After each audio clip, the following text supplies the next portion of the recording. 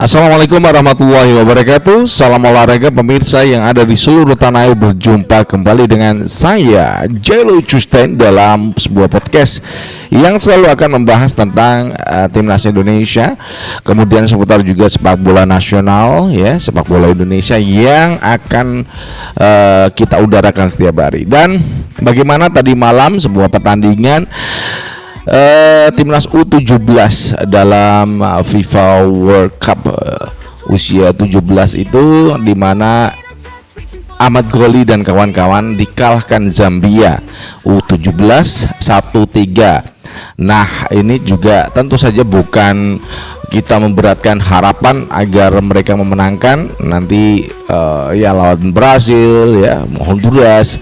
Kita tidak akan memberatkan anak-anak asuh dari Coach Nova Arianto. Sementara itu bulan ini ya harusnya ada jadwal FIFA Matchday. Apakah Indonesia akan melakukan FIFA Matchday atau enggak?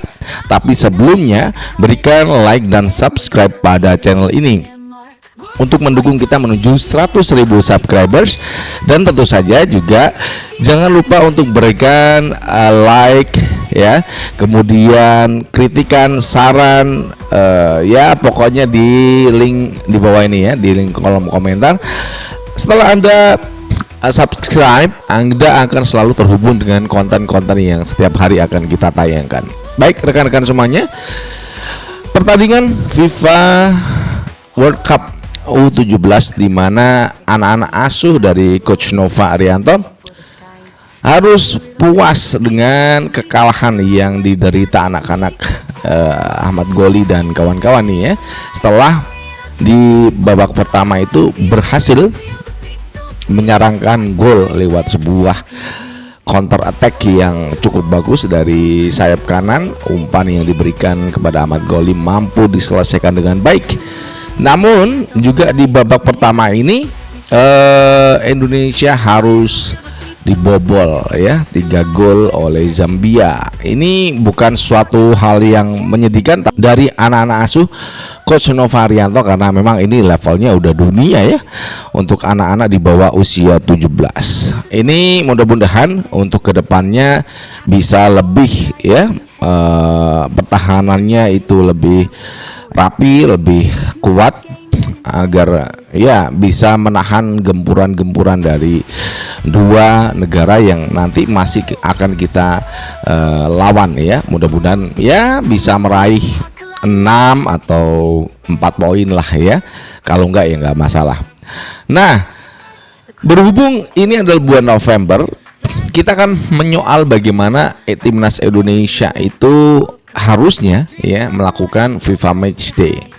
Setelah kekalahan dari Irak dan juga Arab Saudi ya, di FIFA Matchday ini tampaknya ya Erick Thohir, Exco dan PSSI ini tidak akan melakukan FIFA Matchday hingga tahun depan, karena kita juga belum punya pelatih. Yang pertama, pelatih belum punya, tidak ada FIFA Matchday. Bahkan beberapa waktu yang lalu ada media yang menggembar-gemborkan bahwasanya memang yang akan melakukan uji coba pada bulan November ini adalah anak-anak asuh dari Indra Safri U23. Jadi pemain-pemain yang berada di usia di bawah 23 tahun.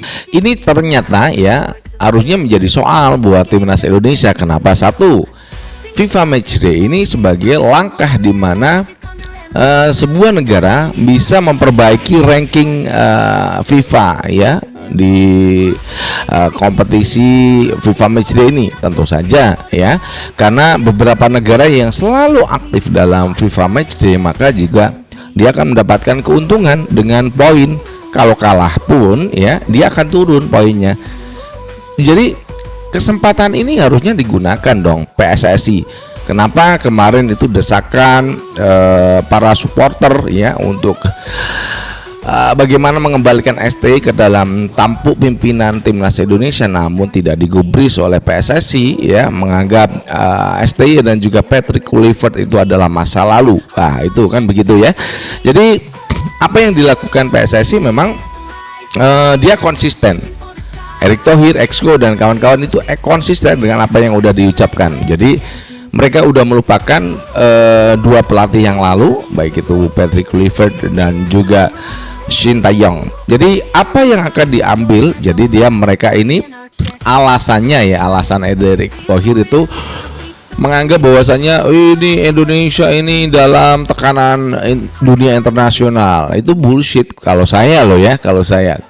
Setiap pelatih pasti kalau ditawari untuk melatih timnas Indonesia, apalagi kita punya talenta-talenta yang luar biasa, yang semuanya hampir ini abroad hanya bermain di liga kita itu berapa coba? Tom Hay, kemudian ada Lino Renders, Kambuaya, Egy Maulana Fikri, sedikit yang bermain di liga domestik, semuanya itu abroad. Jadi kalau pelatih ditawari ini kelas dunia bahkan Roberto Mancini pun juga membuka diri Siapa lagi nih? Arsene Wenger, mantan pelatih Arsenal, itu juga membuka diri.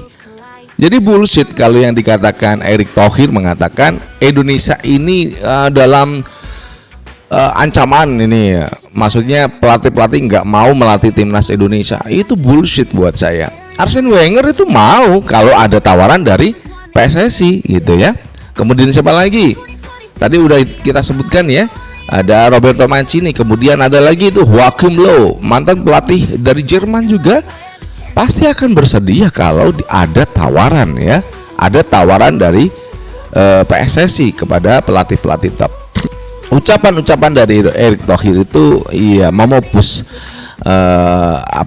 persepsi beliau tentang Indonesia, karena kita itu negara besar satu. Hampir 300 juta penduduk Indonesia dan semuanya gila bola termasuk dari dukungan dari Pak Prabowo, Presiden Republik Indonesia. Ini meneruskan presiden berikut sebelumnya Pak Jokowi, Pak Prabowo ini juga sama-sama menyukai sepak bola. Pak Prabowo aja punya klub di Liga 2, di Liga Domestik. Ini harusnya menjadi gambaran kekuatan timnas Indonesia itu sebenarnya kuat karena satu didukung oleh langsung Presiden Republik Indonesia. Sementara itu inkonsistensi yang dilakukan PSSI dalam ucapan-ucapannya kepada media itu selalu menunjukkan itu kelemahan netizen Indonesia, kemudian kelemahan dari supporter Indonesia. Itu kan lucu Untuk PSSI harus berbenah nih apa yang harus dilakukan, karena satu ada dukungan dari orang nomor satu di Indonesia ini sudah mendukung. Jadi Pak Prabowo itu tegas mendukung apa yang dilakukan timnas Indonesia.